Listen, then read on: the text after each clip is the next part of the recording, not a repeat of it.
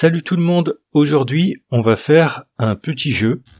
C'est peut-être la première fois pour vous que vous essayez des mots croisés en français. Je vais vous donner des définitions de mots qu'il faudra placer horizontalement ou bien comme ça verticalement. Vous êtes prêts? Voici les définitions. Je ne sais pas du tout combien de temps il vous faut pour faire ce petit jeu. Alors, le mieux, c'est, je pense, d'appuyer sur le bouton pause.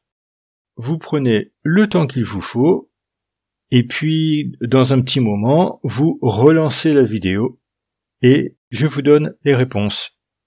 Allez, à tout à l'heure. Nous revoilà. Peut-être vous avez trouvé tous les mots, peut-être seulement quelques-uns, mais les mots croisés, c'est pas facile du tout. C'est une question d'entraînement, il faut avoir un petit peu l'habitude. Mais c'est, je pense, un exercice assez intéressant et assez efficace pour tester votre vocabulaire.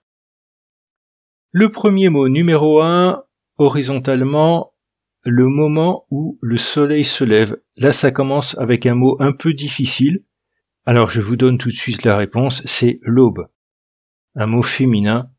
On dit souvent à l'aube, je me suis levé à l'aube, ça veut dire je me suis levé très tôt, en même temps que le soleil. On va les faire horizontalement, à peu près dans l'ordre, et puis ensuite verticalement.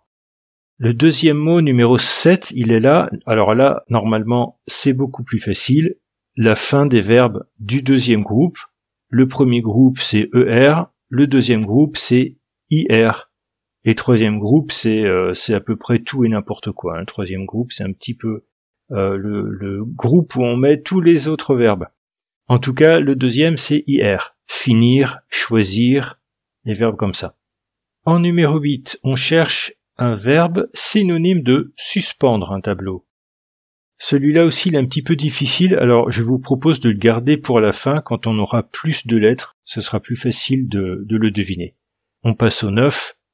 La plus forte carte à jouer. Vous connaissez le roi, la reine, mais la carte supérieure, la plus forte, c'est l'as. En 10, le contraire de occupé. Si je ne suis pas occupé, je suis libre, par exemple, mais libre, ça fait 5 lettres, donc ça va pas. Un autre mot, c'est je suis disponible. En anglais, available, disponible.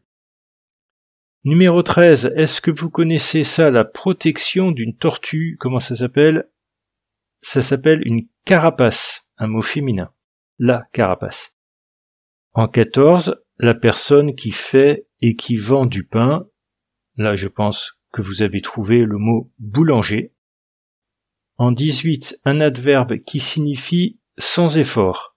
J'ai fait cet exercice sans effort, je l'ai fait facilement. 21, ma, ta, sa, évidemment. Il est facile. On passe aux définitions verticales. Numéro 2, les oiseaux en ont un, et ça commence par la lettre B, c'est le bec. En numéro 3, un petit fruit rouge ou blanc. Bon, la définition est très vague, ça n'est pas très facile à trouver.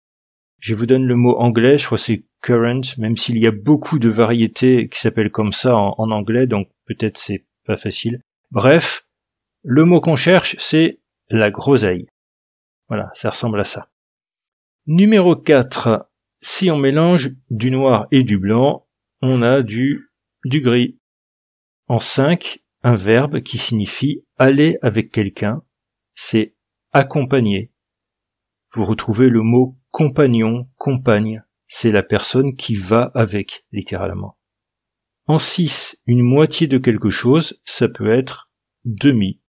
Si vous avez dit semi, c'est bien aussi, hein, un semi-marathon par exemple. Mais sinon, demi est un petit peu plus souvent utilisé, un demi-litre de vin, un demi-verre de whisky. Alors, où on en est? On en est au 8, le verbe avoir au présent avec le pronom tu, bon là, hein, très facile, a. En 11, le contraire de mal, c'est bien. En 12, atomique ou nucléaire, elle détruit tout. Donc c'est un mot féminin, une bombe atomique, une bombe nucléaire. En 13, là on a déjà 2 lettres, donc ça nous aide beaucoup. La partie du corps qui soutient la tête, c'est le cou. En 15, là encore, on a 2 lettres, ça aide. C'est une étendue d'eau douce. C'est un lac. En 16, qui commence par un R, c'est le contraire de quelque chose. Je sais quelque chose, non, je ne sais rien. R-I-E-N. En 18, le 18 il est déjà fait, c'est le Fa. 19, je, tu, il, évidemment. En 20, ma, ta, ça, les adjectifs possessifs. Et le mot que j'avais laissé de côté tout à l'heure, en 8, c'est le synonyme de suspendre un tableau. Là, on a pas mal de lettres qui peuvent nous aider. Vous savez que c'est un verbe infinitif, donc ce sera ER à la fin. Et il s'agit du verbe accrocher. Accrocher un tableau au mur.